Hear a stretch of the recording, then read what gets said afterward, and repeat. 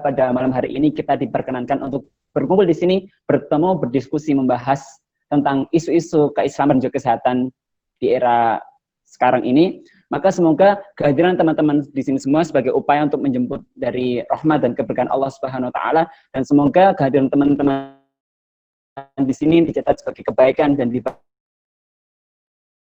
dengan berlipat-lipat kebaikan di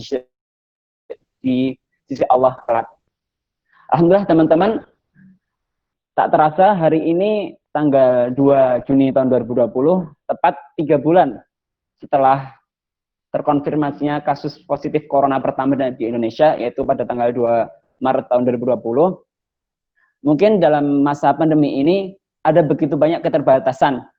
Mungkin kita masih belum tahu kapan akan segera berakhirnya pandemi ini, tapi satu yang kita ketahui bahwa sebagai seorang muslim kita masih harus tetap mengambil istifadah dari setiap peristiwa yang kita alami.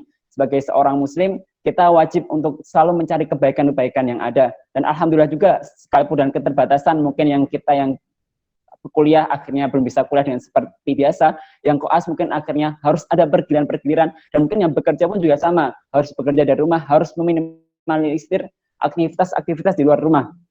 Tapi masih banyak kebaikan yang bisa kita rasakan. Salah satunya adalah mungkin yang bisa kita rasakan saat ini, yaitu dengan adanya iman imun itu sendiri. Karena mungkin kalau tanpa pandemi, kita nggak pernah tahu apakah iman imun ofisial bisa terwujud komunitas di sini.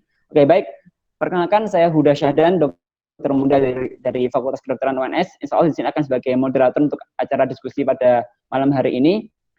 Untuk sebelum kita mulai, agar diberkahi acara ini, mari kita membaca alhamdulillah bismillah, agar lebih diberkahi juga acara kita pada malam hari ini. Kepada Akhina Ifham, tim dari tim kajian Iman Imun Official, waktu dan tempat kami persilahkan. Baik, bismillahirrahmanirrahim. Assalamualaikum warahmatullahi wabarakatuh. Terima kasih kepada moderator. A'udzu billahi minasy syaithanir rajim. Bismillahirrahmanirrahim. Alhamdulillahilladzi anzala 'ala 'abdihil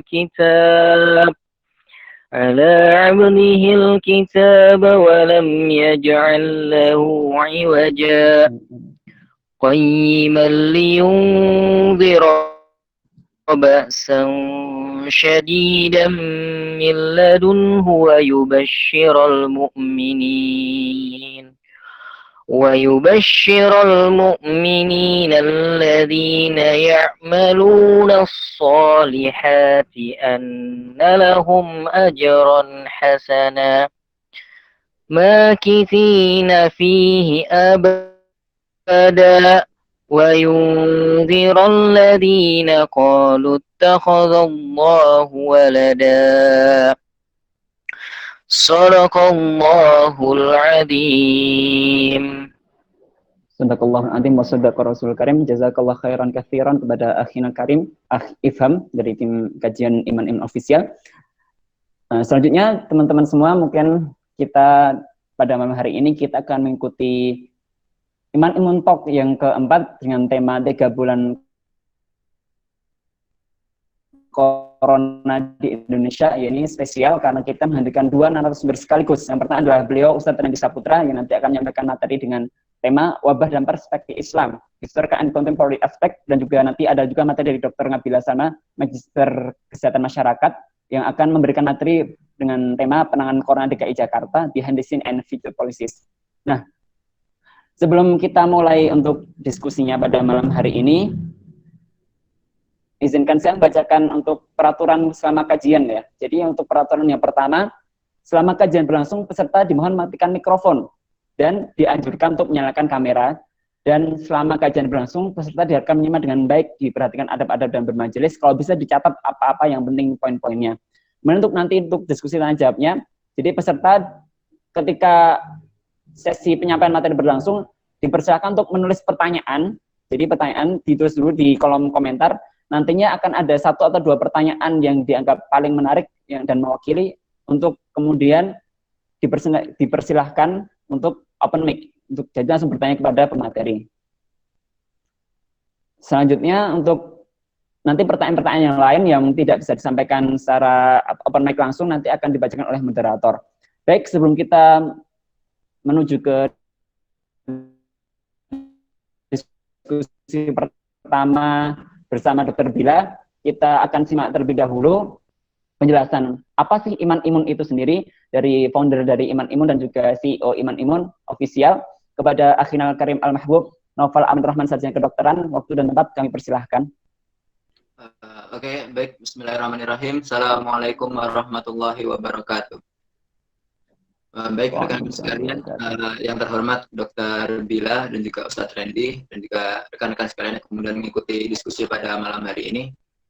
Izinkan saya dan kemudian mewakili rekan-rekan Iman Imun sekalian untuk menjelaskan sejenak apa sih Iman Imun itu. Jadi tujuan dari Iman Imun tersebut adalah kita ingin membagikan satu semangat, satu penggalian keilmuan bahwa sebenarnya nilai-nilai keislaman, kemudian yang ada di Quran dan kemudian di hadis itu memiliki banyak sekali pengetahuan-pengetahuan tentang khususnya pada hal ini adalah kesehatan. Ke depan kita ingin sekali untuk kemudian membangkitkan semangat riset yang mana penggalian itu bermula dari Quran dan hadis. Karena kita mengetahui bahwa satu-satunya peninggalan yang kemudian sampai hari ini bisa abadi, kalau boleh saya katakan, dalam Islam adalah peninggalan tentang ilmu. Jadi baik ilmu yang ada di Quran dan kemudian hadis, itu yang kemudian kita rasakan sampai sekarang. Risalah itu yang kemudian kita rasakan sampai sekarang. Maka ke depan kita berharap dengan adanya Iman Imun ini, kita mampu untuk kemudian membangkitkan semangat akan penggalian keilmuan itu. Kita ingin kemudian membuktikan bahwa seorang muslim itu mampu kemudian untuk berdaya di ilmu pengetahuannya, kita mampu untuk kemudian menjadi pemenang di sana, dan ke depan semoga kita sama-sama bisa saling menyadari bahwa ada banyak sekali hal-hal yang menarik yang kemudian bisa dikupas dari Al-Quran dan Al-Hadis seperti itu. Baik, segitu saja. Semoga rekan-rekan sekalian bisa menikmati kemudian mendapatkan banyak sekali pengetahuan, dapat bersilaturahmi dengan rekan-rekan sekalian di sini. Untuk kedepannya saya kembalikan ke moderator. Terima kasih. Assalamualaikum warahmatullahi wabarakatuh. Waalaikumsalam warahmatullahi wabarakatuh. Jazakallah khairan kepada Akhinal Mahbub Naufal Amin Rahman. Baik, tak langsung tak perlu menunggu berlama-lama ya. Jadi karena waktu sudah menunjukkan jam 8:10 untuk kita akan langsung menuju ke materi pertama. Jadi ini materinya insya Allah banget dari beliau, Dr. Abila Salma, Magister Kesehatan Masyarakat. Beliau adalah Kepala Seksi Surveillance Epidemiologi dan Imunisasi Dinas Kesehatan Provinsi DKI Jakarta. Ini nanti akan menyampaikan materi dengan penanganan corona di DKI Jakarta, baik bagaimana sih behind the scene-nya dan juga bagaimana ke depannya untuk kebijakan-kebijakan penanganan pandemi corona di DKI Jakarta. Tak perlu berlama-lama, kepada Dr. Bila, waktu dan tempat kami persilahkan dokter, monggo bisa dimulai. Okay. Untuk waktunya dokter 30 menit ya dok, ya, sampai jam 8:40. Ya. Baik, terima kasih banyak. Bismillahirrahmanirrahim. Assalamualaikum warahmatullahi wabarakatuh. Apa suara saya cukup terdengar jelas? Jelas? Jelas dokter, jelas. Baik, terima kasih banyak. Ini sepertinya adik-adik mahasiswa kedokteran ya? Benar nggak? Atau ada juga mungkin dari kesehatan lainnya? Ada. Iya.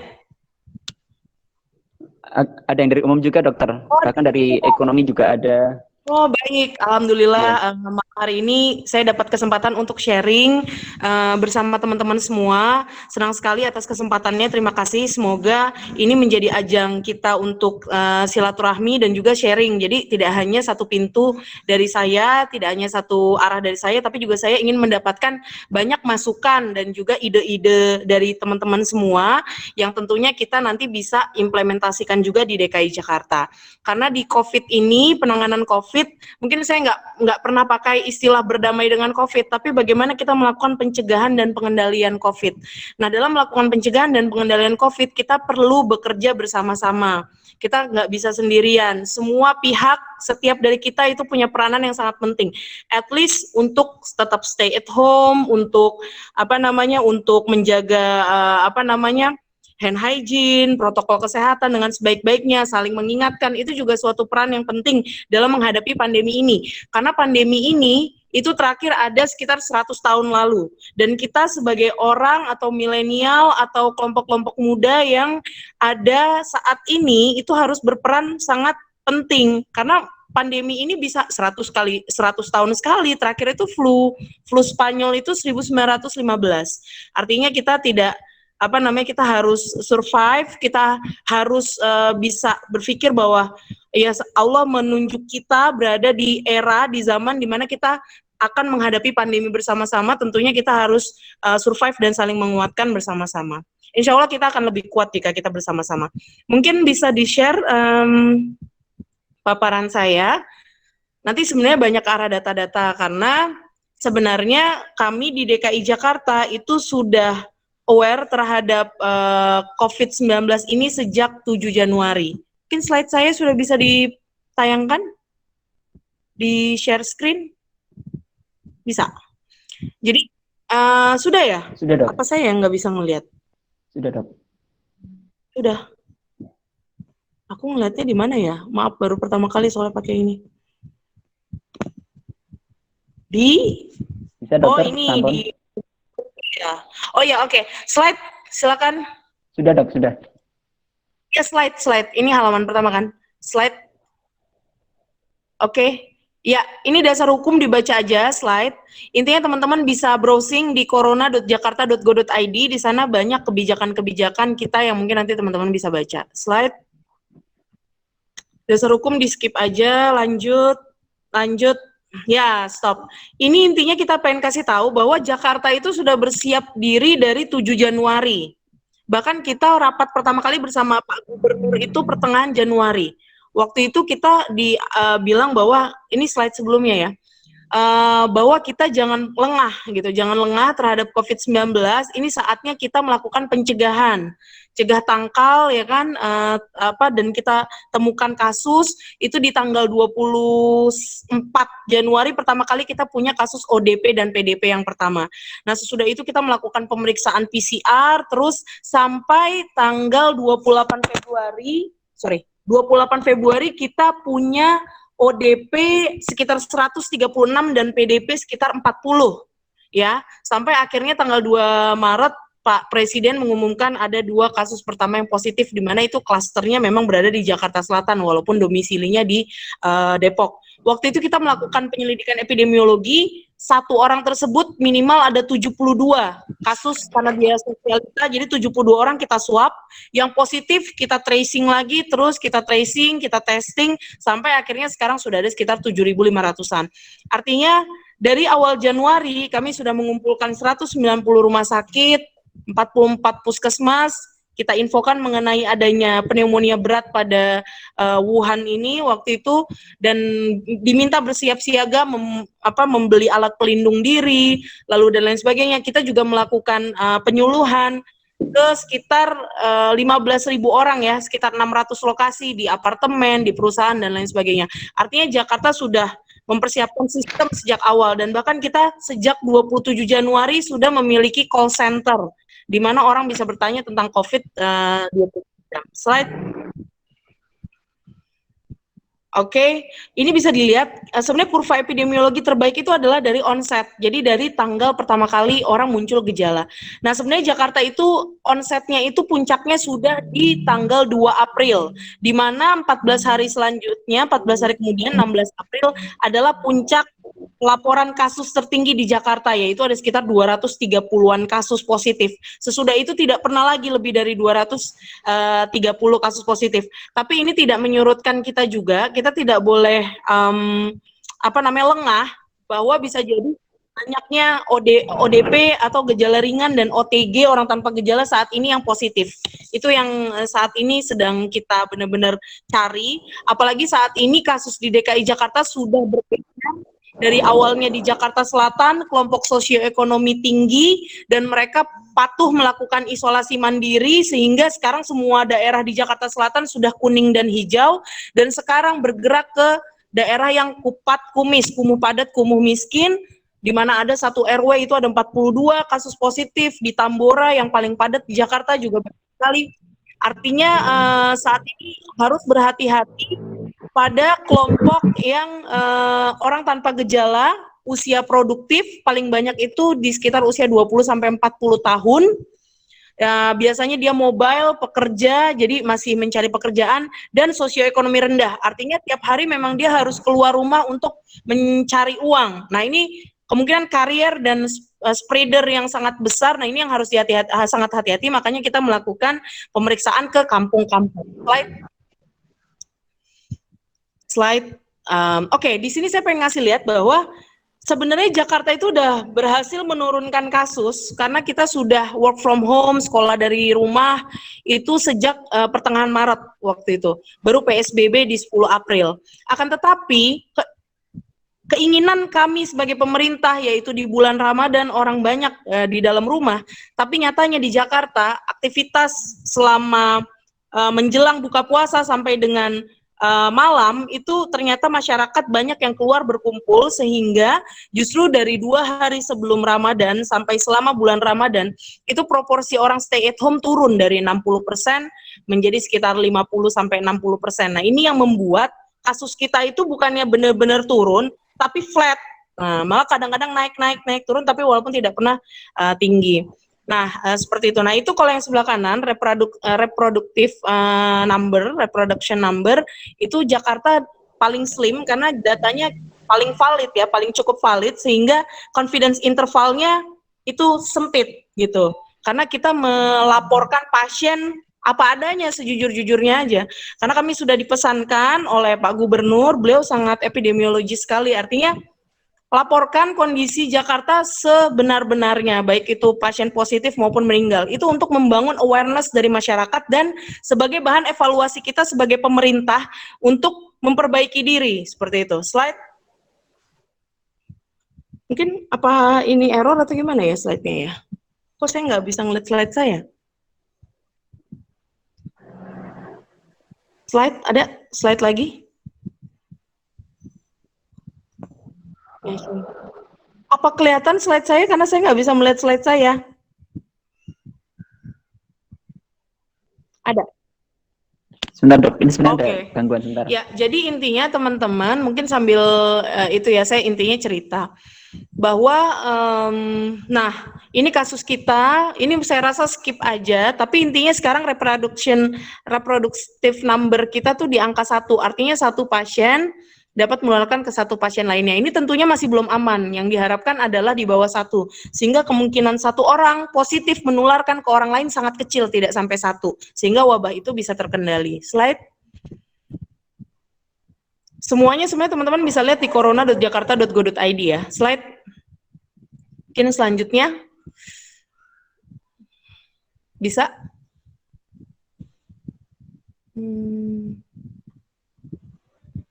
Belum bergerak ya slide-nya ya? Halo? Atau bisa pakai PowerPoint aja atau gimana?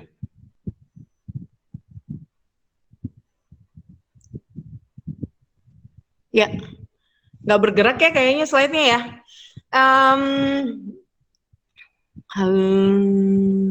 Bentar. Ini emang nggak bergerak ya slide-nya ya? Iya dok, belum bergerak dok.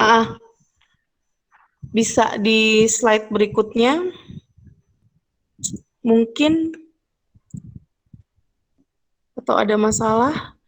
Ya, intinya sih adalah kita di dalam surveillance ya, saya kebetulan kepala seksi surveillance, selaku juga jadi case manager ya, manajer kasus, itu kita berpikir bagaimana kita melakukan detect, prevent, respond. Karena hakikatnya dalam surveillance adalah kita harus menemukan kasus sedini mungkin, lalu kita contain, artinya jangan sampai ada penularan di situ, dan kita lakukan isolasi. Prinsipnya adalah tracing, treating, dan juga treatment. Nah, to detect, jadi kita harus mendeteksi kasus COVID ini sesegera mungkin, dan ini juga akan membuat kasus yang berat itu jadinya maksudnya tidak jatuh pada kondisi berat, jadi di awal gitu. Lalu juga to detect, to prevent, bagaimana kita to prevent, itu tentunya kita melakukan pencegahan-pencegahan seperti stay at home, lalu rajin cuci tangan, ya kan, 6 langkah, menggunakan air mengalir dan sabun, lalu memakai masker. Nah, masker ini yang harus benar-benar kita jaga betul kampanyenya, kita pastikan orang-orang sekitar kita pada patuh menggunakan masker. Karena ini cara yang paling mudah untuk menghindari tertularnya COVID. Lalu juga to respond, tentunya respon kita dalam menyiapkan kapasitas dari rumah sakit dan sarana prasarana. Nah, sebenarnya di paparan saya itu teman-teman bisa lihat itu bagaimana saat ini kasus di Jakarta itu banyaknya adalah orang tanpa gejala dan orang yang gejalanya ringan pada kasus positif. Sehingga kita sangat membutuhkan peranan dari teman-teman puskesmas untuk melakukan tracing atau penelusuran kasus gitu. Slide. Ini semua sebenarnya ada di corona.jakarta.go.id. Slide mungkin. Nah, di sini saya pengen ngasih lihat yang sebelumnya, itu yang kuning-kuning itu kasus berdasarkan rumah sakit, sedangkan yang hijau adalah kasus berdasarkan penilaian puskesmas sebelum ini. Ya. Sebelum ini, slide sebelum ini. Di situ, nah ini. Di sini bahwa kita lihat yang hijau itu proporsi pelaporan kasus puskesmas setiap harinya makin tinggi dibandingkan rumah sakit. Karena saat ini pasien yang ada di rumah sakit itu sedikit. Dan Jakarta pernah mengalami fatality rate atau angka kematiannya itu sekitar 11 hampir 12%. Saat ini tadi sore itu Jakarta case fatality rate-nya 6,8%. Artinya dengan kita menemukan kasus sebanyak mungkin tapi kondisinya walaupun ringan dan kita jaga treatment supaya tidak meninggal, itu adalah prinsip surveillance yang sebenarnya. Jadi kita harus menemukan kasus sebanyak-banyaknya, kita cegah terjadinya meninggal. Nah, dan surveillance itu adalah untuk untuk memberikan kebijakan, rekomendasi kebijakan, apa langkah-langkah pemerintah untuk penanggulangan COVID ini. Ada pepatah menyatakan bahwa without high quality surveillance or data, the billion-dollar program effort will flying blind.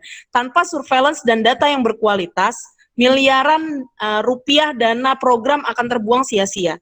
Artinya, surveillance, orang yang memegang laptop, itu harus kita anggap sama penting juga dengan orang yang memegang stetoskop.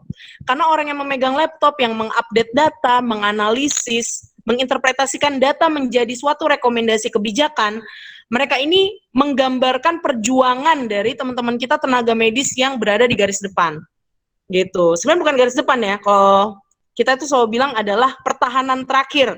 Garis terdepannya itu adalah masyarakat dengan melakukan social distancing, physical distancing, jaga jarak, pakai masker, hand hygiene, perilaku hidup bersih sehat. Apalagi sekarang banyak studi menyatakan bahwa COVID ini bukan penyakit respirasi, tapi adalah endotelitis. Artinya ada infeksi pada endotel atau pembuluh darah yang bisa menyerang multi organ. Nah, dengan adanya seperti ini bahwa penyakit-penyakit metabolik atau penyakit tidak menular itu harus dikontrol juga. Sekarang ini adalah saatnya kita bisa campaign bahwa saatnya kita berhenti merokok, saatnya kita menurunkan berat badan, saatnya kita menurunkan berat badan, saatnya kita berhenti merokok, saatnya kita olahraga. Ya, kalau kita tahu yang namanya cerdik, cek kesehatan rutin, enyahkan asap rokok, rajin olahraga, diet seimbang, istirahat yang cukup, kelola stres dengan baik. Slide. Kasus COVID itu paling banyak usia 20-40 tahun yang positif ya. Oke, sekitar 57%. Slide. Oke, saya rasa ini teman-teman bisa lihat bagaimana kita sudah punya testing coverage itu sekitar 6.800 testing per 1 juta penduduk. Ini masih sedikit, karena kalau di Singapura tuh 25.000 testing per 1 juta penduduk. Ini cakupan DKI ya, tapi DKI punya cakupan 10 kali lipat dari Indonesia, seperti itu. Slide. Oke, jadi kita di DKI Jakarta itu setiap minggu membuat yang namanya kecepatan incidence rate. Jadi incidence rate itu adalah jumlah kasus positif dalam suatu wilayah per 100.000 penduduk. Kenapa kita memakai incidence rate bukan agregat? Karena setiap penduduk di suatu wilayah itu berbeda. Jadi kita harus bisa membandingkan apple to apple, misalnya per 100.000 penduduk. Nah, dari incidence rate itu tidak cukup, karena jika yang di awal incidence rate-nya itu sudah tinggi, katakanlah penduduknya banyak, dia akan selalu menjadi juara. Kita tidak bisa melihat upaya penanggulangan untuk meminimalisir kasus COVID itu. Makanya kita menggunakan kecepatan incidence rate. Artinya dari pra-intervensi dikurangi, post-intervensi dikurangi pra-intervensi. Nah, saat ini wilayah yang merah di Jakarta dengan kecepatan IR di kecamatan dan kelurahan itu adalah tempat-tempat padat penduduk. Nah, semakin kuat kecurigaan kita bahwa saat ini spreading-nya di shifting atau pergeseran ke kelompok sosioekonomi rendah. Nah, ini yang harus benar-benar hati-hati. Jadi kami itu pernah melakukan, di awal Mei, kami melakukan rapid test massal 300 orang di 7 kampung, tiap kampung 300 orang. Dari situ kita analisis menggunakan Stata, kita dapatkan bahwa dengan kita memilih lokasi yang kecepatan incidence rate-nya tinggi, incidence rate kumulatifnya tinggi, dan juga satu lagi adalah kepadatan penduduk yang tinggi, kita akan mendapatkan hasil positif yang tinggi. Berdasarkan itu, kita memilih 58 kelurahan merah di DKI Jakarta untuk dilakukan rapid test massal sejak pertengahan Mei sampai dengan sekarang. Dari situlah kita panen kasus-kasus yang memang positivity rate-nya jauh lebih tinggi dibandingkan wilayah-wilayah lain. Dan di samping itu, Jakarta Selatan justru sudah di tempat yang paling padatnya itu hasilnya banyak yang negatif atau rapid test-nya tidak reaktif. Nah, ini menggambarkan bahwa perilaku di Jakarta Selatan itu memang sudah sangat baik. Reproduction number-nya juga sudah sekitar 0,5, seperti itu. Slide. Jadi nanti kalau teman-teman mau belajar pohon tracing atau kontak tracing bisa ke corona.jakarta.go.id. Nanti kelihatan tuh yang kayak mikroskop itu clustering di Jakarta. Memang masih scattered ya, jadi dia masih menyebar. Harapannya sih harusnya bisa terlokalisir gitu. Jadi sumber penularannya masih ada missing link gitu. Slide. Terus mungkin agak cepet aja, saya pengen lihat di poin-poin mana saya bisa kasih sharing. Nanti mungkin banyaknya diskusi. Slide, bisa slide? Oke. Halo? Katanya jaringannya agak bermasalah, Dok, untuk yang bagian jaringan agak bermasalah ini. Oke. Ya, intinya sih sebenarnya teman-teman semua nanti mungkin banyak sharing aja. Intinya di DKI Jakarta kita selalu dihimbau oleh Bapak Gubernur bahwa semua jajaran RT sampai ke level RT RW kita jangan pernah takut diberi label daerah zona merah. Kenapa? Karena disitulah kita menunjukkan kita bekerja, fungsi surveillance-nya jalan. Kita melakukan deteksi, kita testing, kita tracing orang-orang di situ, dan akhirnya kita isolasi dan dilakukan pengobatan sampai sembuh. Artinya justru malah kita harus mencari kasus sebanyak-banyaknya dan kita pastikan mereka sembuh untuk memutus mata rantai penularan. Jadi kita jangan takut dengan label daerah merah. Dan kita selalu diingatkan bahwa ketika ada orang positif COVID, dia harus bilang bahwa untung kita kena COVID di DKI Jakarta. Artinya DKI Jakarta dengan aparat dan juga tenaga medisnya, aparat kesehatan serta pemerintah itu bersiap bahwa kita bersiap untuk membantu teman-teman yang terkena COVID tersebut gitu. Kita siap dari segi testingnya, penelusuran kontaknya, kita siap laboratoriumnya, kita siap rumah sakitnya. Nah, itu yang perlu kita pastikan bahwa DKI Jakarta memberikan pelayanan yang excellence gitu. Itu yang harus kita terus jaga seperti itu. Lalu juga fungsi dari detect, prevent, respond. To detect itu tadi bagaimana kita selalu menjaga kapasitas testing, tracing, menggunakan rapid test maupun dengan menggunakan PCR. Lalu juga selain detect, prevent, bagaimana kita menggaungkan, ini yang agak susah nih, sekarang bagaimana kita mengubah perilaku masyarakat yang nggak suka pakai masker, yang masih suka nggak melakukan physical distancing, suka kumpul-kumpul, itu kita hindari gitu. Jadi seperti itu. Lalu juga kita juga sangat penting untuk melakukan edukasi, tidak melakukan stigma pada pasien COVID. Karena saat ini kan stigmanya luar biasa. Padahal COVID ini bukan penyakit tabu atau bukan penyakit yang memalukan, setiap orang bisa kena. Nah, justru malah RT RW perannya untuk mengedukasi masyarakat agar tidak tabu ya, maksudnya tidak menstigma. Justru mereka harus kita berikan support, tentunya karena down, karena takut terkena penyakit baru. Nah ini harus kita support. Jadi itu to prevent, dan to respond juga bagaimana kita menyiapkan sarana prasarana kesehatan kita, dan tentunya juga bagaimana kita melindungi tenaga kesehatan kita menggunakan APD yang baik. Lalu juga mencegah nih para pahlawan-pahlawan medis, tenaga medis ini tumbang dan sakit atau naudzubillah itu misalnya sampai meninggal. Nah ini yang benar-benar kita jaga betul, dan kita berikan penghargaan setinggi-tingginya kepada para tenaga kesehatan. Seperti itu mungkin sedikit sharing dari DKI Jakarta. Kalau teman-teman nanti ada mau bertanya silakan. Intinya kita benar-benar nggak ada hari libur untuk COVID. Kita selalu bersama-sama, baik itu yang di garda terdepan maupun kami di surveillance dan tim yang kerjaannya megang laptop dan mengupdate data ke web bersama tim dari Jakarta Smart City. Itu kita bersama-sama untuk gambaran real-realnya kondisi di Jakarta dan menggambarkan perjuangan tenaga medis di DKI Jakarta, seperti itu. Mohon doanya dan juga tentunya mohon support dari teman-teman semua agar kita di DKI Jakarta utamanya dapat melakukan pencegahan dan pengendalian COVID-19 dengan sebaik-baiknya.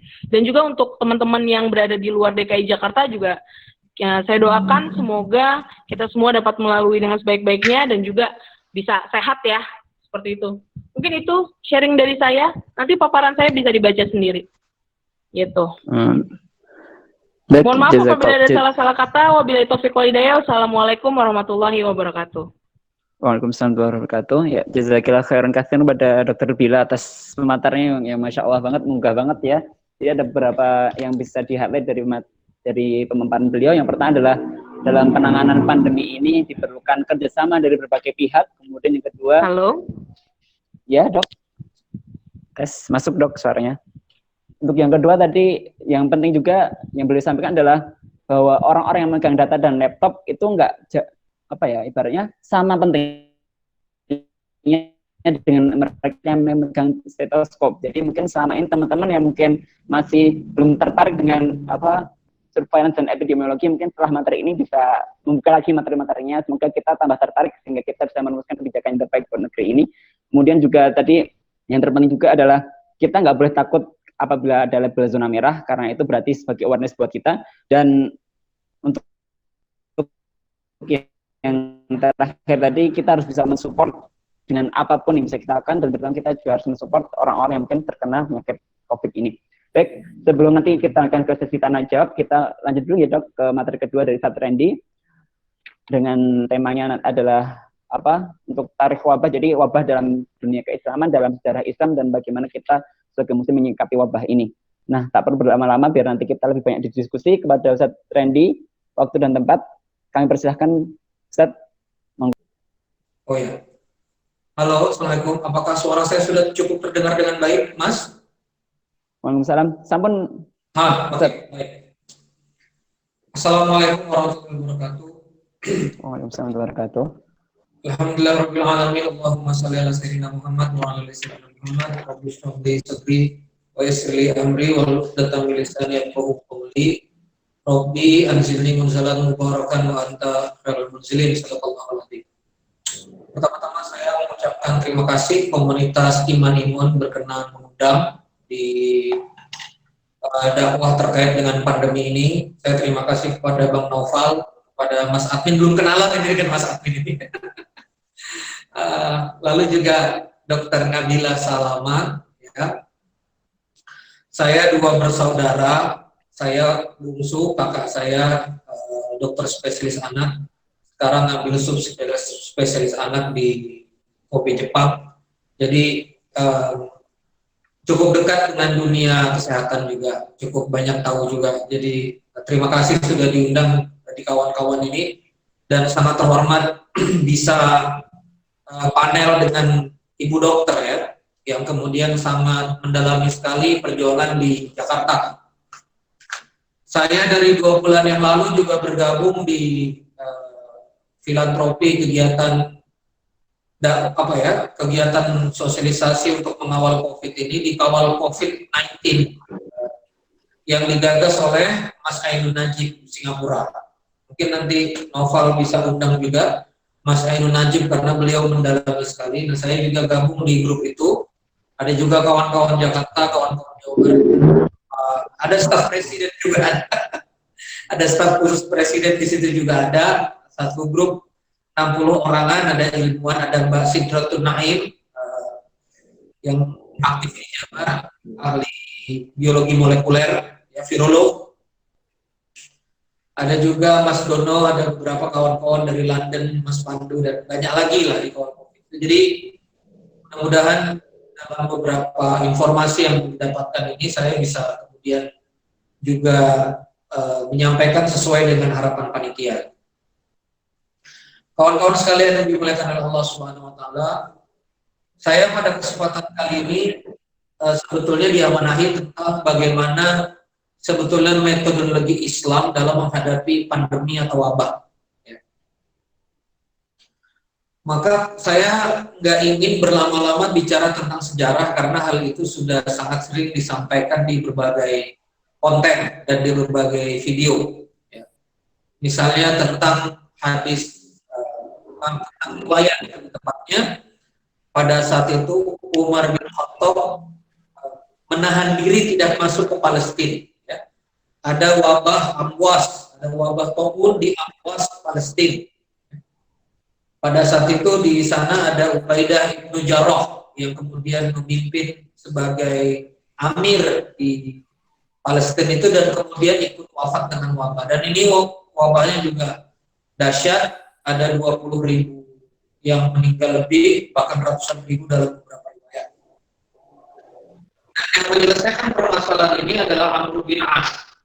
Dikata Amr bin As pada saat itu, ini karena pandemi ini, karena orang-orang berkumpul, ya udah saling berpisah, saling berpencar, ada yang ke gunung, ada yang bikin tenda ke gurun, dan mereka tak berkumpul, mereka saling berpisah, dan pandeminya selesai dalam hitungan pekan. Itu salah satu magic yang ada dalam riwayat sejarah Islam.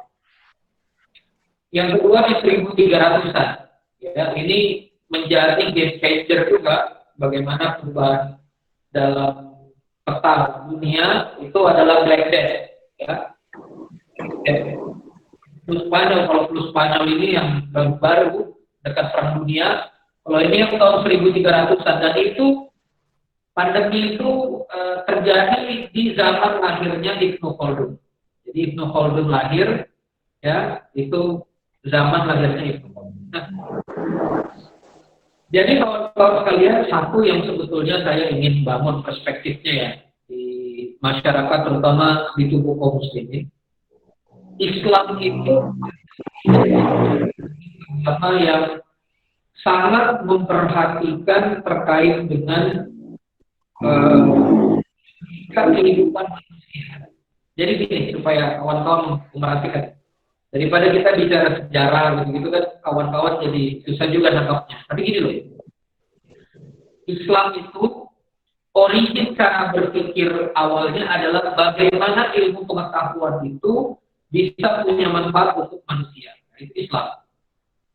Sebagai contoh ya, ada teknologi gimana caranya narik air dari tempat rendah ke tempat tinggi. Nah itu Islam bekerja. Gimana caranya supaya kita bisa distribusi air. Lalu kemudian ilmu tentang rumah sakit juga ada dalam sejarah Islam, namanya Bimaristan. Bimaristan itu juga Islam juga sangat berfokus pada ngurusin orang sakit, bahkan yang sakit juga dibayarin. Bahkan cara ilmuwan Islam bikin rumah sakit itu lokasinya gimana lucu. Ditaruh daging di beberapa tempat. Nah, tempat yang dagingnya busuknya lama dan di situ dipilih jadi tempat rumah sakit. Ya. Ditaruh daging di beberapa titik. Nanti yang busuknya cepat berarti di sana banyak bakteri. Yang kemudian yang lebih lama, ya, rusaknya lebih lama. Nah itu berarti tempat yang paling bagus untuk jadi rumah sakit. Itu Islam. Jadi Islam itu dia mendorong ilmu untuk kemanusiaan. Sebagai contoh juga misalnya ilmu genetika ya sekarang dipakai. Ilmu genetika sekarang dipakai itu kan relatif tidak pro manusia. Sebagai contoh, kalau Anda beli jagung dari benih lalu kemudian biji jagungnya Anda tanam lagi itu nggak bisa tumbuh karena kayak genetika dirusak. Supaya kemudian bisnis orang jual benih atau bisnis benih jagung itu tetap beli terus. Padahal kan tumbuhan ini kan punya siklus natural saja. Ada buahnya ada bijinya ditanam lagi, kan begitu.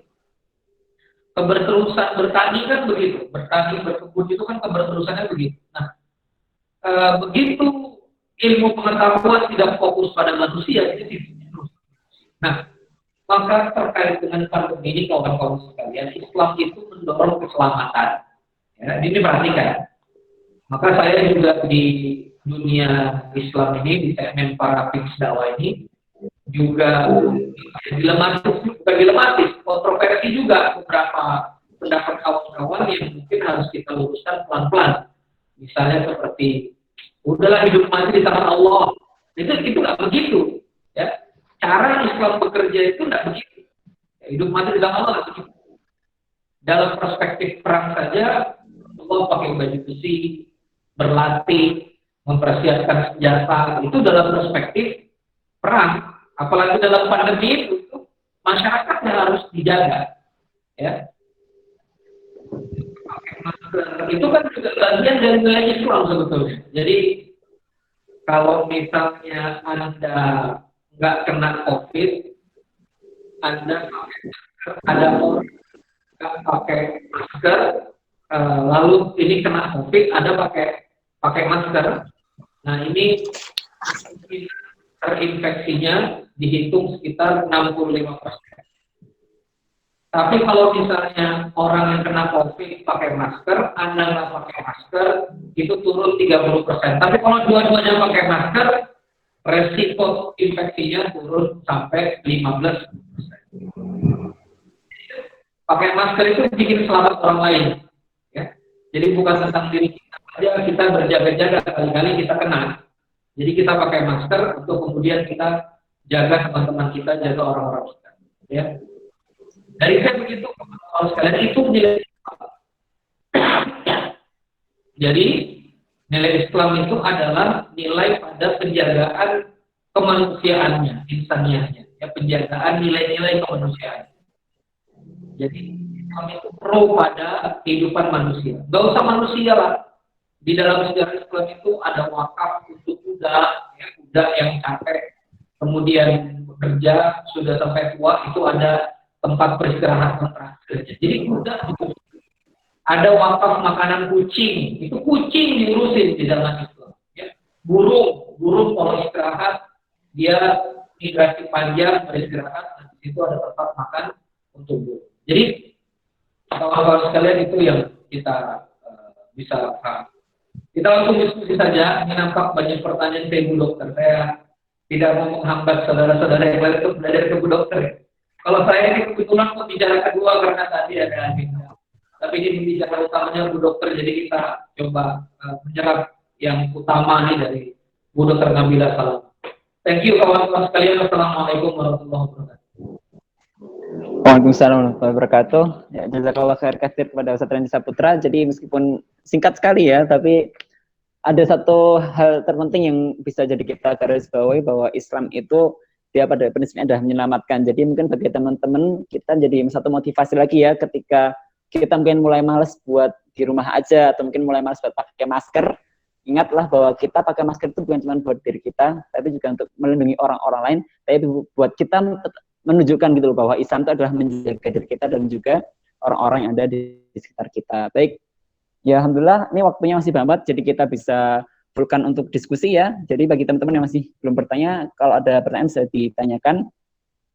Ini langsung aja sudah ada 2 pertanyaan masuk ya. Ini kepada Mbak Nur Haura, ini sepertinya pertanyaan jadi pertanyaan yang buat penasaran banyak orang. Jadi kepada Mbak Nur Haura, bisa kami persilakan untuk langsung open mic saja, Mbak.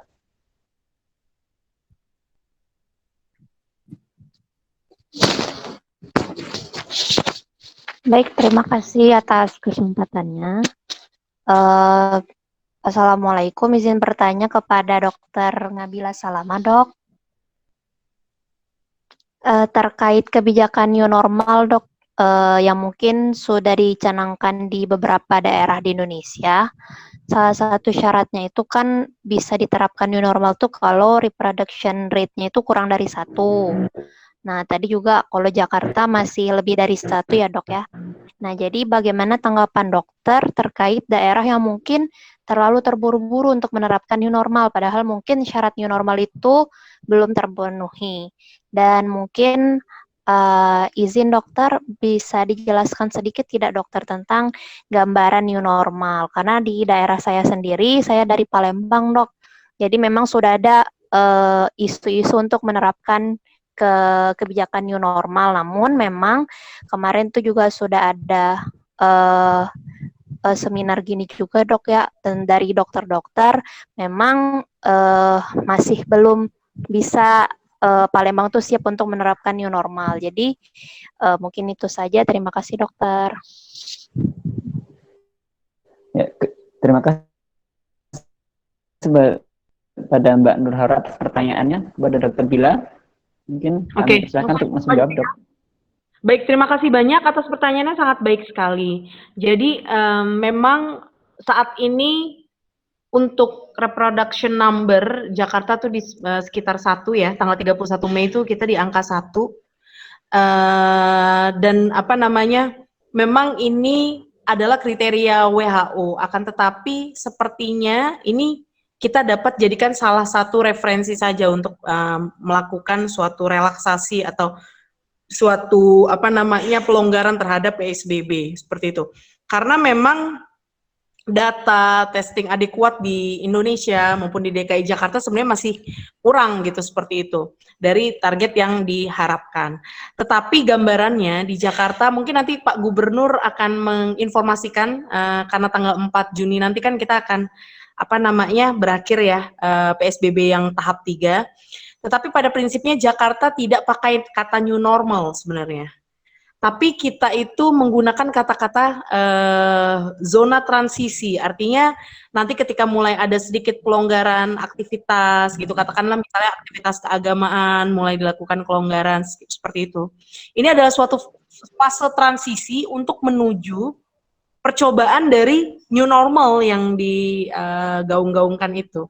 Seperti itu. Jadi kita masih istilahnya adalah PSBB, istilahnya adalah transisi PSBB, bahasanya seperti itu. Dan itu kita terus evaluasi setiap hari dan hitung indikator-indikator kesehatan per minggu. Jadi kita sudah ada 16 indikator kesehatan, salah satunya juga RT tadi, tapi banyak lagi indikator lainnya seperti mortality rate, seperti cure rate, ya angka kesembuhan, lalu juga tren ODP, PDP, positif, itu kita lihat juga. Seperti itu. Jadi Jakarta tidak mau terlalu jumawa untuk melakukan suatu yang namanya new normal, karena kita benar-benar pantau sampai kita punya yang namanya nanti adalah RW rawan, dan ada kemungkinan di sana akan dilakukan pembatasan sosial berskala lokal atau PSBL atau micro lockdown kalau kita bilang. Jadi ketika ada RT RW merah yang kita bisa pantau harian atau per minggu, seperti yang udah diumumkan oleh Gubernur, ada 62 RW rawan per 1 Juni kemarin, setiap minggu. Nah, disitulah dimana RW, RT harus lebih agresif, adekuat untuk membatasi keluar masuk aktivitas sehingga dapat terjadi containment yang baik, artinya tidak terjadi penularan keluar seperti itu. Nah, new normal ini sendiri gambarannya kalau dari kami dari sisi DKI Jakarta itu nanti akan terbagi menjadi beberapa fase intinya. Dari mulai persentase, jadi misalnya dilakukan sekian persen dulu, sekian persen, sampai aktivitas-aktivitas dari risiko. Ambil contoh yang paling berisiko itu seperti misalnya spa, lalu tukang cukur, salon, dan lain sebagainya. Itu kan punya risiko kontak erat yang cukup tinggi seperti tenaga medis juga. Cuma bedanya ya mereka tidak punya medical record. Oleh karena itu nanti kami juga dalam pergub yang sedang disusun dan juga panduan teknis kepada masyarakat nanti juga bagaimana pelaku-pelaku usaha ini juga menerapkan sistem surveillance. Kepentingannya apa? Untuk melakukan tracing. Ambil contoh seperti misalnya tukang salon. Bagaimana dia nanti memiliki list nama pelanggan dari mulai tanggal, jam, sehingga jika ada ditemukan kasus, kita bisa melakukan tracing secara cepat. Kayak gitu. Nah, bagaimana juga nanti dengan mall, bagaimana bisa membatasi 50% pengunjung katakanlah.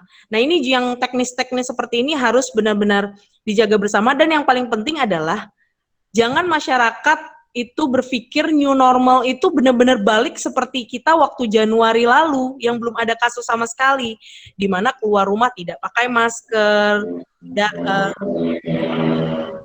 rajin cuci tangan dan lain sebagainya. Ini yang perlu kita sama-sama bangun agar paradigma tersebut tidak tidak dilakukan oleh masyarakat seperti itu. Jadi gambarannya nanti tentunya akan bertahap. Kita di DKI Jakarta melakukannya ini dalam bentuk transisi, ya, belum menuju ke yang aktivitas yang lebih luas pada umumnya, karena kita benar-benar mau evaluasi terus. Jangan sampai usaha kita dari Januari, Februari, Maret, April itu nanti akan sia-sia dan kita akan balik ke kondisi terburuk di bulan Maret, waktu itu pertengahan Maret di mana rumah sakit semua penuh dan lain sebagainya. Kita harus menjaga itu. Seperti itu. Jadi kita benar-benar harus based on data, science, dan alhamdulillah kita di DKI Jakarta setiap Senin dan Kamis melakukan kajian dengan para ahli. Baik itu organisasi profesi sudah pernah kita hadirkan semua dari mulai Opjin, anak, lalu ahli epidemiolog, semuanya sudah diundang, dan setiap Senin Kamis kita mengundang ahli-ahli epidemiolog juga secara rutin untuk info di Jakarta. Termasuk juga kita kerjasama dengan FKM Universitas Indonesia, itu untuk menghitung nilai reproduction number kita setiap hari.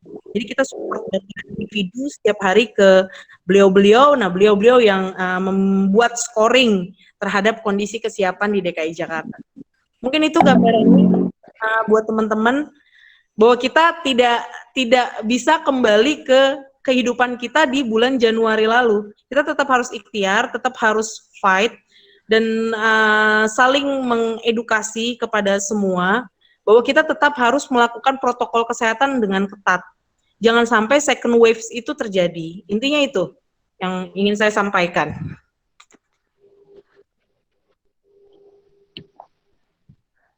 Jazakillah khair pada Dr. Bila atas jawabannya. Semoga menjawab ya tadi Mbak Nurul Haura. Jadi yang perlu kita garis bawahi bahwa new normal itu bukan berarti kita balik ke kenormalan kita saat Januari, tapi memang tetap ada hal yang berubah seperti itu. Jadi buat teman-teman yang mungkin sudah mulai bosan di rumah, tetap sabar dulu, nggak perlu tergesa-gesa dulu ya, sampai emang datanya menunjukkan benar-benar kita sudah bisa beraktivitas new normal dengan biasa, bukan dengan biasa, dengan ya new normalnya kita bisa kita lakukan.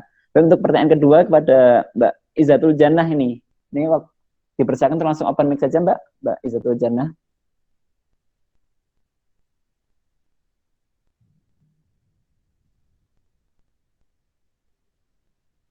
Tes, apakah bisa Mbak? Bismillahirrahmanirrahim. Assalamualaikum warahmatullahi wabarakatuh. Terima kasih atas kesempatannya. Jadi saya ingin bertanya kepada Dr. Nabila Salamah, bagaimana ketika ada seseorang pasien dan dia dia sedang mengalami penyakit atau sedang di opname di rumah sakit.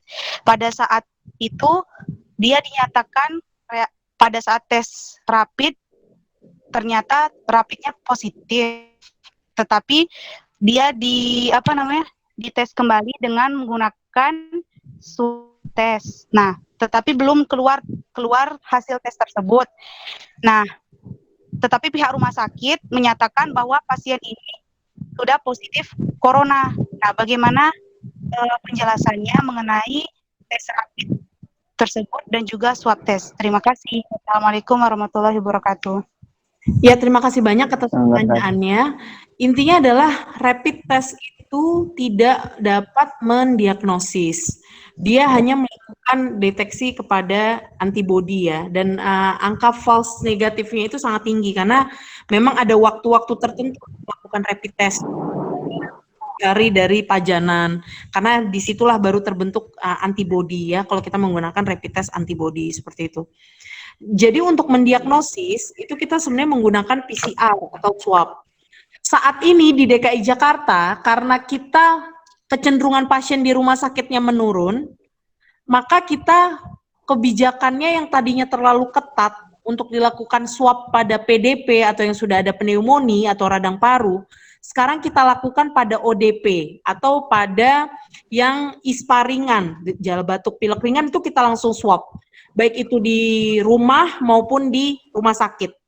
Nah, kondisi di rumah sakit terkadang COVID ini tidak hanya memiliki gejala pernapasan, tetapi juga gejala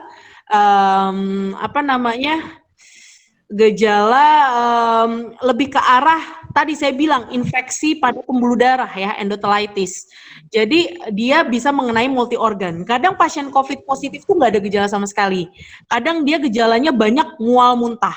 Ada yang dia tidak bisa mencium hidu, dia tidak bisa mencium bau dan kehilangan fungsi pengecapan atau anosmia atau hiposmia.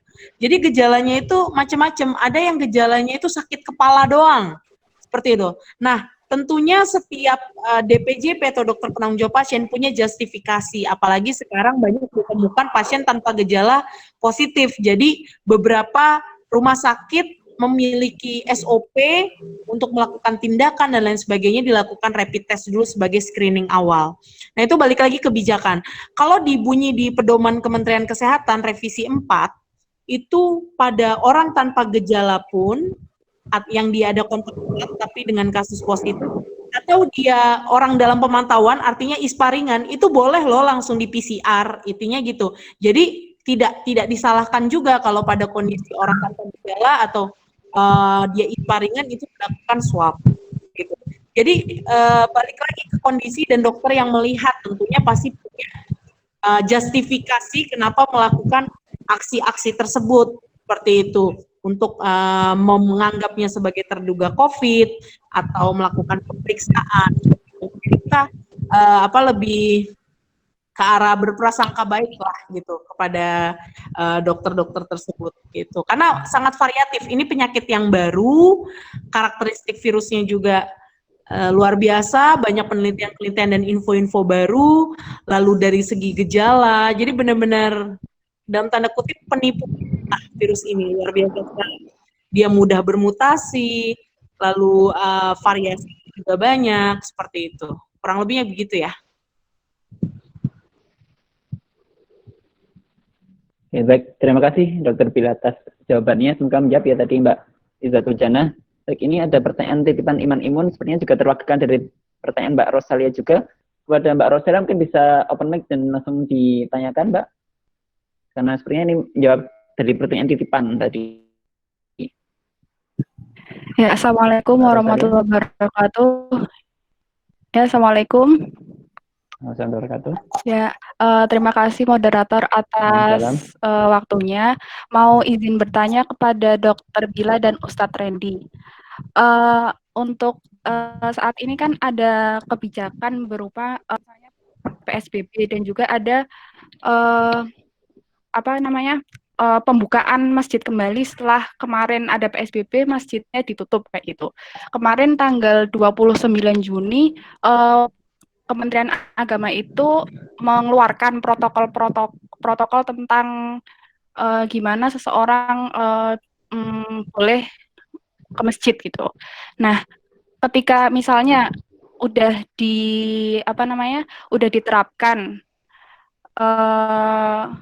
kebijakan tersebut, kira-kira ketika terjadi lonjakan kasus, nah itu kan mungkin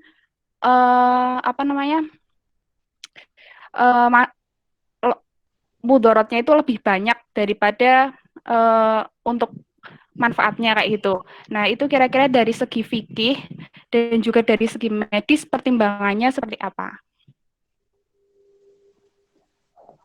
Ya, baik, terima kasih kepada Mbak Rosalia, pertanyaannya ini bagus sekali. Baik, untuk jawaban yang pertama mungkin dari Ustaz Rendi terlebih dahulu, ya. Mbak Ustaz Rendi mungkin bisa menjawab untuk pertanyaan terkait sholat pembukaan masjid ini. Sebelum nanti Ya, jawaban dari Dr. Bila. Suara saya terdengar ya? Masuk. Terdengar, Ustaz. Oke.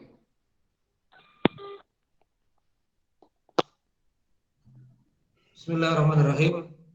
Jadi kawan-kawan sekalian, ini bagus sekali pertanyaannya tentang maslahat dan mudarat. Sekarang itu di kawan-kawan yang berijtihad tentang pandemi ini, hampir semua sejarah pandemi yang kemudian masuk pada bab daruriyah itu kan memang kematiannya depan mata, ya. Jadi sore sakit, besok meninggal, jadi kematiannya itu masif. Dan ini sempat kita rasakan dan sempat kita lihat di Italia. Italia di Iran itu waktu Maret itu mereka lockdown, itu saya ikuti di websitenya coronavirusnya Italia, dan ada sahabat S3 yang kuliah di Pondereta Italia, itu kita 5.000-an kan Italia. Dan meninggalnya waktu itu sekitar 600 sampai 1.000. Dia lockdown, kemudian close. Nah, terkait Indonesia ini, Bapak Ibu sekalian, kita lumayan bangun jarak. Terkait dengan masjid, saya pun walaupun ada di grup COVID-19, sulit untuk kemudian menetapkan masjid tetap lockdown. Jadi makanya Kementerian Agama bagus kebijakannya dibuka dengan protokol tertentu. Ya. Nah, nanti kalau ada second wave lagi seperti apa, ya nanti kita lihat dari MUI seperti apa. Kita berkiblat saja ke ulama seperti apa. Ini rekan-rekan ulama muda, saya pun di lapangan sudah menghentikan temu online, menghentikan kajian-kajian yang fisik, maksudnya yang offline itu kita hentikan dan kita nurut sama ulama. Tapi memang perspektif untuk sholat 5 waktu ini yang bagi umat Islam yang memahami perspektifnya ini ada sensitif, ya, untuk kemudian ditiadakan. Jadi sholat 5 waktu itu yang kemudian secara protokol harus dijaga dengan ketat. Saya rasa demikian. Jawabannya cuma satu, kita percayakan saja pada Majelis Ulama Indonesia, MUI. Di sana bapak-bapak kita punya keilmuan yang luar biasa.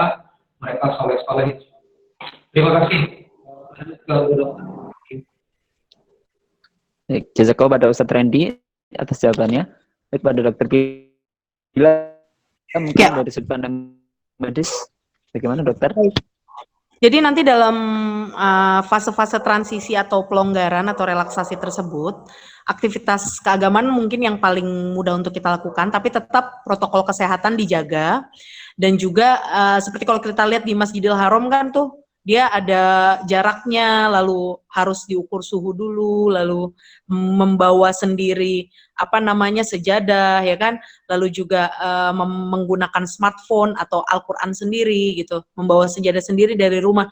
Hal-hal seperti itu tidak boleh menjaga physical distancing, tidak bersalaman dan lain sebagainya.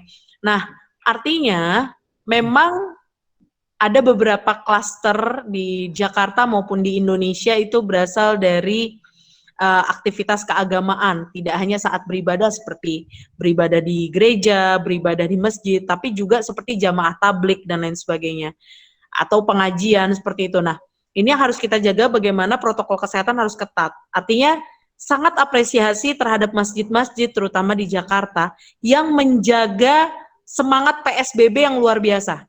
Mungkin pasar, mungkin tempat-tempat lain itu mereka pada buka gitu saat PSBB, tapi masjid itu rata-rata pada patuh. Nah, itu luar biasa sekali bagaimana para ulama kita mengerti, bagaimana para pengurus masjid mengerti. Jadi kita harus infokan bahwa kita jangan sampai balik lagi ke kondisi Februari atau Maret, ke kondisi Maret, kita sama-sama jaga protokol-protokol kesehatannya dengan sebaik-baiknya. Seperti itu, paling kurang lebihnya sih seperti itu. Jadi tetap jaga protokol kesehatan, dan yang paling penting kita melakukan surveillance aktif. Jadi justru fungsi mata-matanya kesehatan, fungsi detektifnya kesehatan di masa pelonggaran ini harus lebih bagus, kemampuan testingnya harus lebih hebat, lalu kekritisan dalam berpikirnya itu harus lebih baik lagi. Artinya jangan kita malah turun semangatnya, sehingga ketika ada laporan kasus, kita bisa telusuri, kita bisa tracing. Jika banyak jamaah yang memang positif, ya bisa ada nanti karantina masjid, atau penutupan masjid sementara, penutupan aktivitas. Nah, itu juga bagian-bagian yang diatur tadi dalam melakukan karantina di RW, atau di RT yang tadi saya sampaikan pada zona merah. Jadi prinsipnya kalau di Jakarta itu, kita tentukan dulu kecamatan merah, lalu abis itu ditelusuri lagi kelurahan merahnya mana, lalu dari kelurahan, RW merahnya mana, RW merah, RT merahnya mana, aktivitas yang membuat merahnya apa? Apa masjid, apa rumah ibadah, apa pasar, apa sekolah. Nah, itu yang perlu kita lakukan nanti karantina. Karena ini juga sesuai dengan Undang-Undang Karantina Kesehatan nomor 6 tahun 2018, bahwa dimungkinkan untuk melakukan karantina rumah sakit, sekolah, ataupun wilayah-wilayah yang menjadi sumber penularan. Seperti itu. Oke. Baik, terima kasih kepada Dr. Bila atas jawabannya. Semoga menjawab dari Mbak Rosalia. Baik, ini pertanyaan masih ada 3, jadi insya Allah pertanyaan ditutup ya. Jadi untuk 3 pertanyaan terakhir ini, untuk yang pertama dari Mbak Marwatunisa, mungkin bisa langsung ditanyakan. Mbak Marwa bisa open mic. Ya, izin bertanya dokter. Ya, silakan Mbak Marwa, terdengar jelas suaranya. Untuk Dokter Ngabila, izin bertanya dok. Tadi dokter sempat menyinggung terkait dengan wabah di Jakarta yang mulai bergeser ke daerah yang padat kumuh dan miskin seperti itu gitu. Nah, sejauh ini upaya preventif dan promotif yang dilakukan oleh pemerintah Jakarta itu seperti apa? Karena seperti di daerah saya itu untuk masyarakat dengan penghasilan ekonomi menengah ke bawah dan tingkat pendidikan yang rendah itu sedikit cukup sulit untuk diberikan edukasi dokter. Jadi mungkin supaya dari kami bisa mengambil pelajaran. Terima kasih dokter.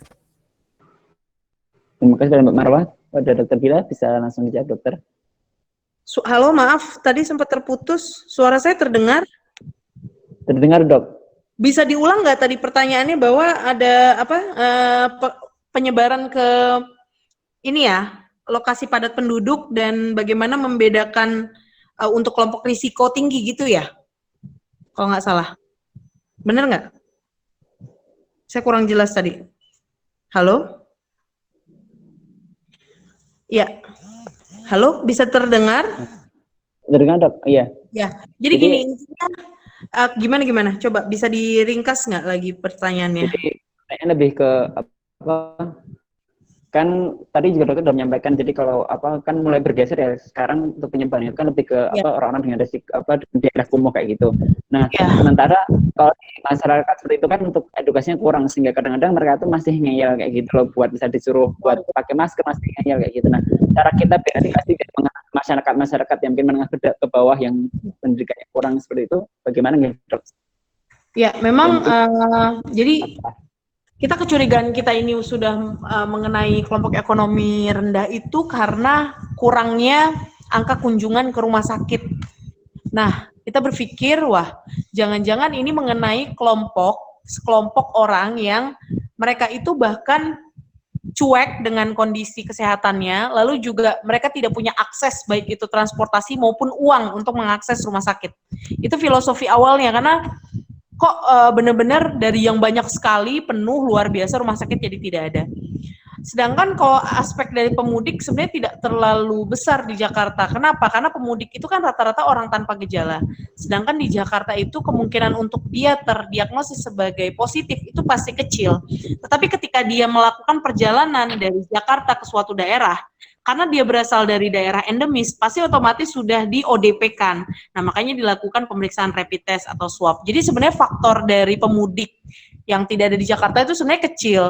Nah, jadi kita itu akhirnya bergerak ke kampung-kampung. Kita lakukan di 7 kampung yang tadi saya awalnya. Ternyata banyak ketemu. Akhirnya kita terus pilih lagi kampung-kampung tersebut. Ternyata banyak juga. Nah, yang seperti ini peran RT, RW, lurah, camat, dan masyarakat itu sangat besar sekali gitu loh. Bagaimana mengedukasi masyarakat, karena tokoh-tokoh masyarakat dan tokoh agama juga sangat penting.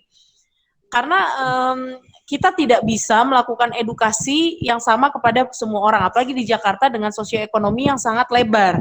Gitu, kemampuan pemahaman orang juga berbeda-beda. Nah, oleh karena itu kita perlu membuat komunikasi risiko bahasanya atau edukasi dengan cara yang berbeda-beda dan mudah dimengerti oleh setiap kalangan. Tentunya cara kita memberikan informasi ke orang sosioekonomi tinggi ke rendah tuh pasti kan beda. Nah, kita bisa membawa orang yang biasanya didengarkan seperti tokoh agama, tokoh masyarakat, ustadz, ustazah, atau orang-orang yang memang didengar di kelompok tersebut. Gitu. Jadi memang kita harus benar-benar komunikasi risiko dan perubahan perilaku ini yang paling berat di Indonesia ya. Ini yang benar-benar harus menjadi PR besar agar kita terhindar dari second wave gitu di Indonesia maupun di DKI Jakarta. Nah, ini PR yang sangat besar dan setahu saya pemerintah pusat ini saat ini sedang menggarap juga terkait dengan ini, bagaimana kita melakukan komunikasi risiko terkait protokol kesehatan dan menghindari penularan COVID. Kurang lebih seperti itu.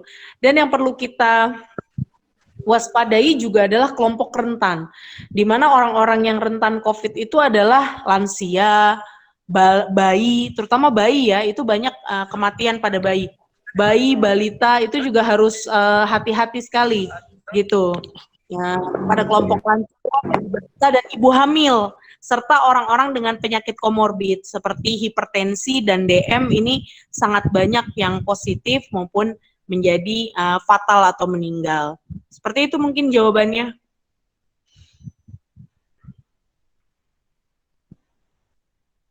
Baik dokter, terima kasih untuk jawabannya. Jadi berhubung waktu ini sudah semakin malam, jadi mungkin kita langsung awal dengan pertanyaan terakhir dan juga sekalian closing statement. Yang pertama untuk yang Ustaz terlebih dahulu. Jadi ini ada beberapa pertanyaan nih, tapi mungkin saya ambil beberapa ya. Yang pertama mungkin ini lebih ke apakah mungkin dokter ketika sedang di masa-masa pandemi ini kita nikah online dokter, kan kalau kajian bisa online. Nah, untuk nikah online gimana seandainya mungkin kita calonnya di luar pulau? Sama mungkin terakhir adalah kira-kira hikmah di balik pandemi ini apa dan amalan apa yang bisa kita lakukan di tengah pandemi ini? Pada Ustaz Randy mungkin bisa dijawab itu dok, Ustaz.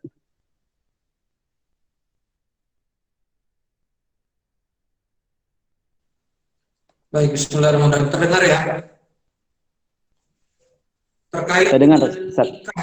Terkait dengan nikah online sekalian, ini juga saya sarankan bagi kawan-kawan jangan ditunda ya, selama memang rukun nikahnya terpenuhi.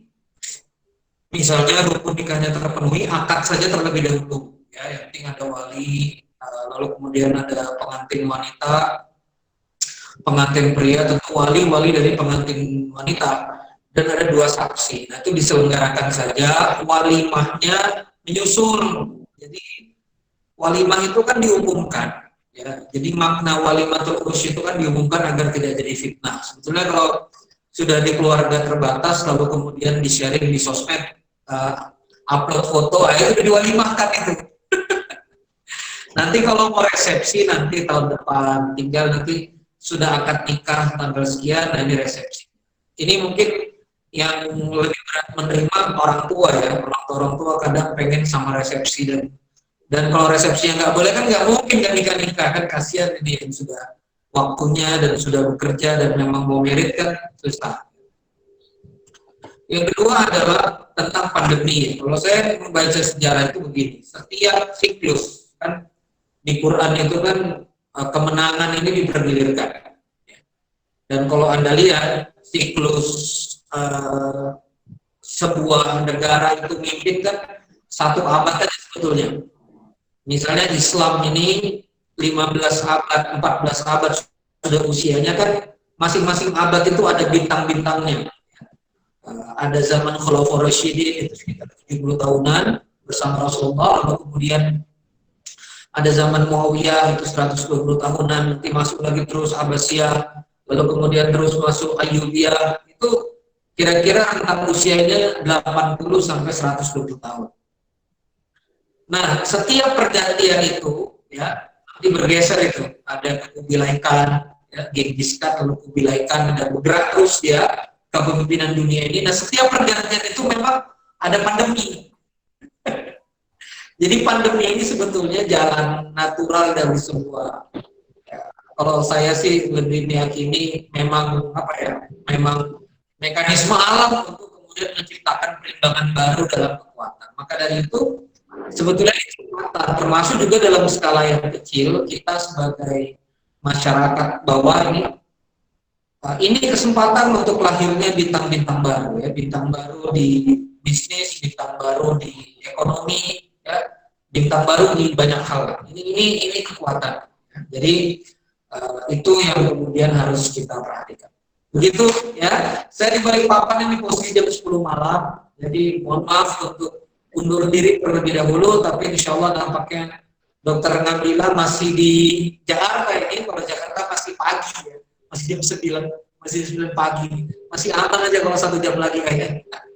Terima kasih dulu saja ya kawan-kawan ya. Assalamualaikum warahmatullahi wabarakatuh.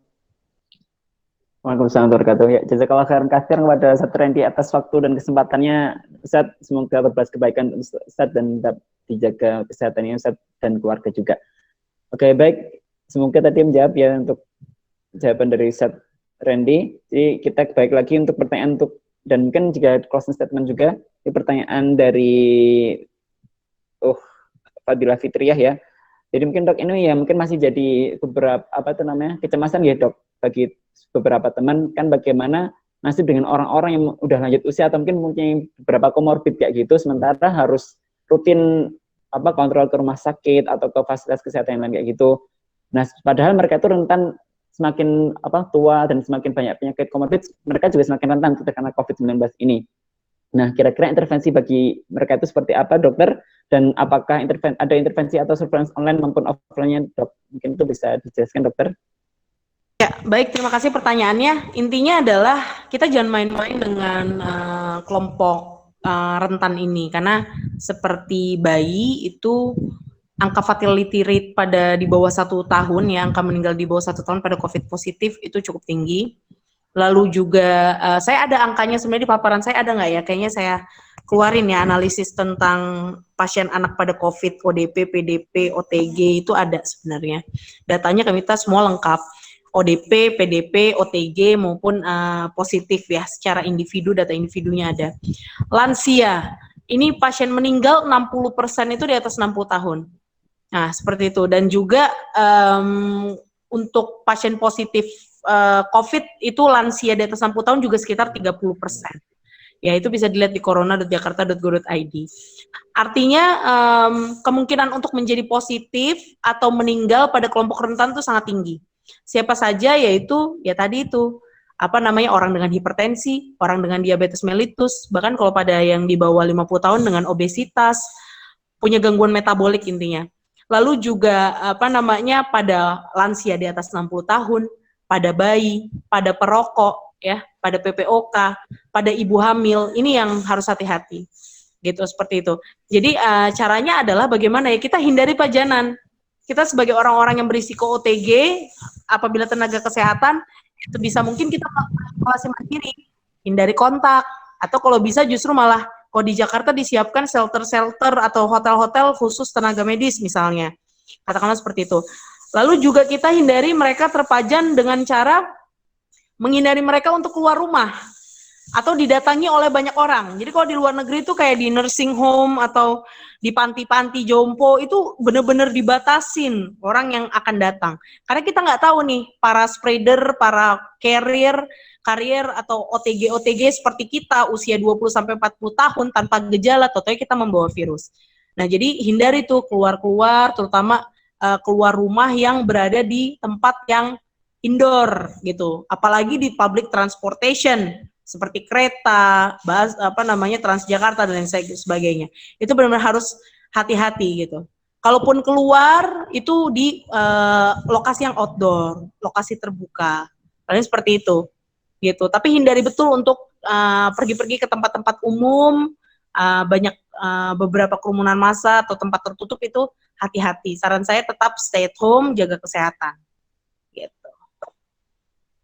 Baik, Dokter Bila, terima kasih jawabannya. Izin dokter, masih ada waktu, Dok. Ini masih ada satu pertanyaan, Dok, ternyata. Boleh, silakan. Baik, ini pertanyaan terakhir dari Mas Adik Kusumo ya. Jadi, Assalamualaikum, izin bertanya, Dokter. Seperti yang kita tahu, saat ini kan grafik penderitanya masih meningkat, tapi mungkin dari pemerintah masih ada bersikeras untuk melakukan protokol new normal ya, Dok. Nah, seandainya mungkin ya kita berharap nggak terjadi, tapi seandainya mungkin terjadi ledakan kasus lagi yang mungkin tidak terkendali. Nah, kira-kira apa yang harus kita lakukan seandainya pemerintah ternyata masih bersikeras untuk tidak mau melakukan lockdown gitu, Dok? Ya, sama pada mungkin, prinsipnya kalau ya. Tambahan juga, Dok, mungkin sekalian silakan. ini kan juga lagi dihits juga nanti terkait untuk pembelajaran dari anak-anak sekolah ini kan ada beberapa wacana bahwa tanggal 15 Juni udah mulai masuk sekolah biasa walaupun nanti dikirim. Nah, kira-kira kalau di DKI Jakarta sendiri apakah udah ada wacana itu di masa transisi untuk anak-anak SD, TK dan juga SMP untuk mungkin balik ke sekolah lagi, Dok, mungkin itu? Ya, prinsipnya adalah kita DKI Jakarta bersiap untuk second wave. Artinya kita punya potensi second wave yang luar biasa, tapi kita sih berupaya untuk tidak terjadi itu dengan cara segera melakukan surveillance aktif sebesar-besarnya, seperti itu.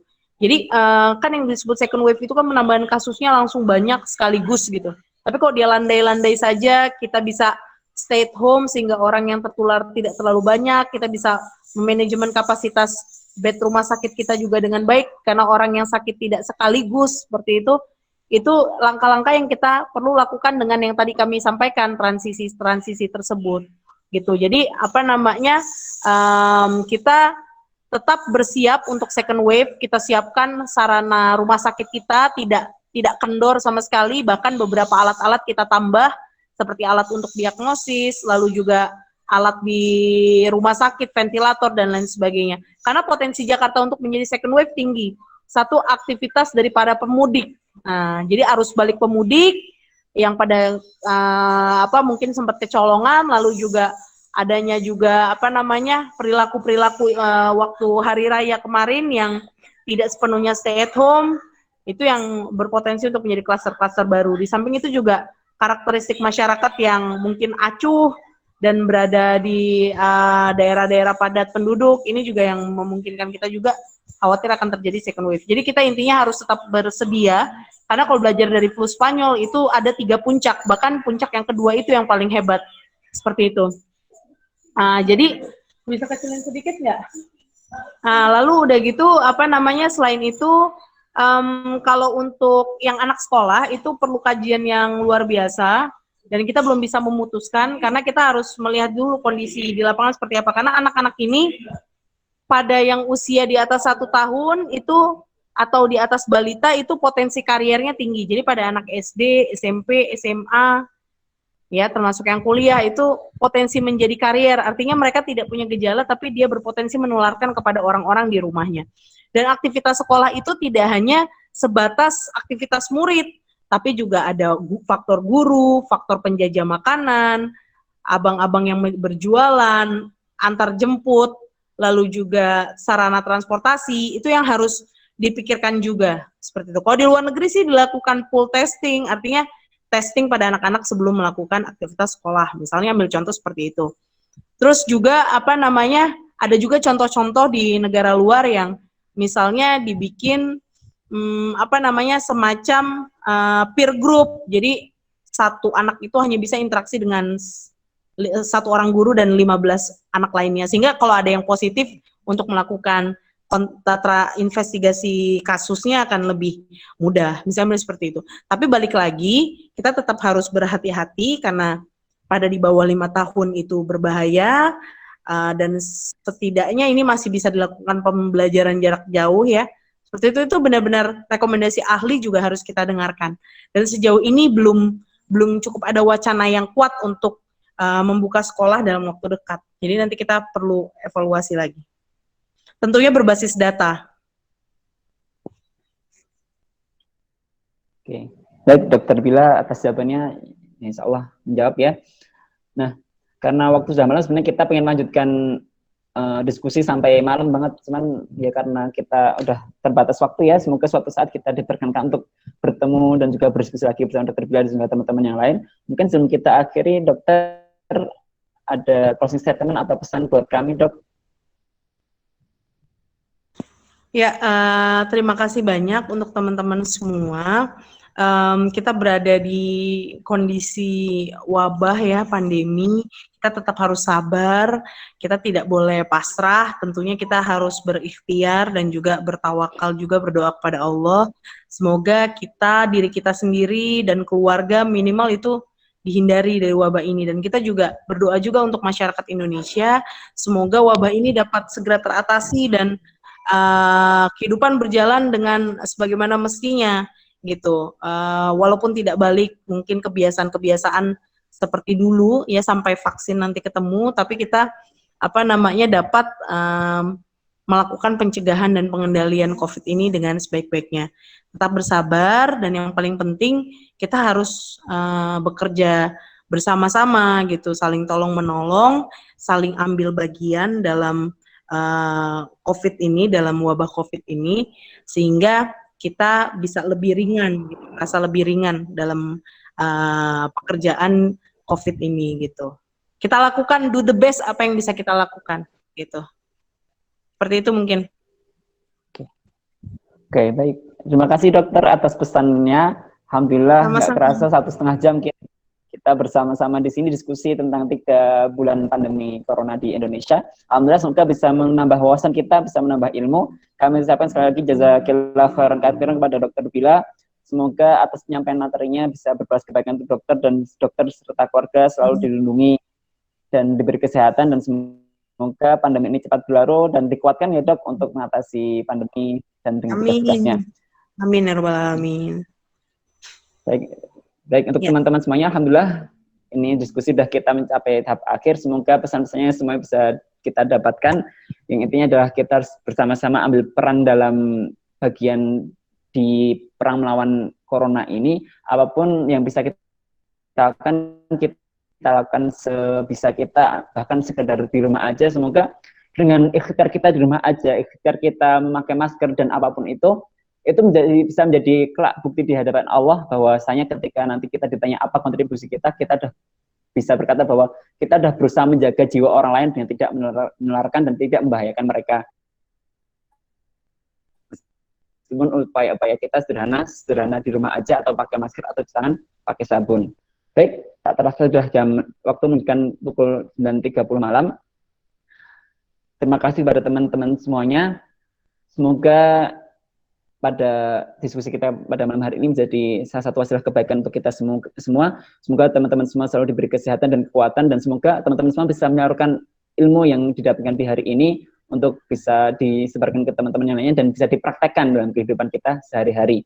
Baik, begitu saja dari saya, dari moderator. Mohon maaf jika banyak salah kata atau mungkin terlalu cepat ya ngomongnya. Semoga bisa berbalas kebaikan untuk kita semua. Kita akhirin membaca hamdalah dan doa kafaratul majelis. Alhamdulillahirabbil alamin. Subhanakallahumma wa bihamdika asyhadu an la ilaha illa anta astaghfiruka wa atubu ilaik. Jangan lupa teman-teman semuanya follow Iman Official di Instagram dan stay tune terus. Insya Allah akan ada info-info update terbaru dan juga akan ada diskusi-diskusi menarik selanjutnya. Terima kasih. Wassalamualaikum warahmatullahi wabarakatuh.